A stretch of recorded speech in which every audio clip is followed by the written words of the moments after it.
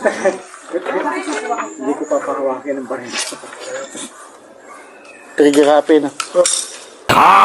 Shoutout sa aking ka-rise, baka hindi ka pa nakasubscribe para lagi kang updated sa aking ibang gagawin na mga DIY. Madalas mo makikita asul na motor at puti yung kulong. Pag